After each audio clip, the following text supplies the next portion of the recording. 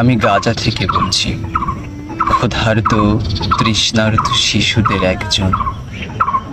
হয়তো আমার আর্তনাদ তোমরা শুনেছ, হয়তো দেখেছ আমার রক্তাক্ত মুখ, হয়তো জানো ধ্বংসস্তূপে চাপা পড়ে আছে আমার মা, বাবা, আদরের ছোট বোনটি। কাউকে ছাড়েনি ওরা, এমনকি প্রসব বেদনায় কাতর আমার বড় বোনকেও। আমি বেঁচে আছি, তবে কি এই মৃত্যুর ভয়ে বেঁচে থাকার মানে জীবন? একে জীবন বলা যায়? আমি ভিন্ন কেউ না, রক্ত মাংসেরই মানুষ। তোমাদের মতো দুঃখ পেলে কাঁদি, আনন্দে হাসি। তবে জানো, আমার মুখে হাসি নেই।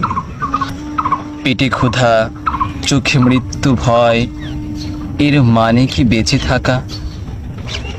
কেউ আমায় জিজ্ঞেস করে না, বড় হয়ে কি হতে চাও? আমি বড় হওয়া পর্যন্ত বাঁচতে চাই, তবে নিজের জন্যে বাঁচা নয়। আমি হতে চাই তৃষ্ণার জল, ক্ষুধার খাদ্য, মাথার তাজ, উপরের ছাদ। নিজের জন্যে বাঁচা, সে তো সকলেই বাঁচে।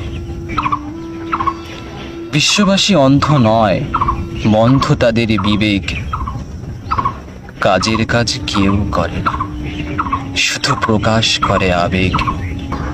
ওই আবেগে তোমাদের চোখে জল ঝরে। কাঁদো, কারণ কাদার মতো দুঃখ আমাদের থাকলেও চোখের জল শুকিয়ে গেছে, তাই আমাদের হয়ে কাঁদো। আর এদিকে গাজা মুছে যাক পৃথিবীর মানচিত্র থেকে। ধন্যবাদ।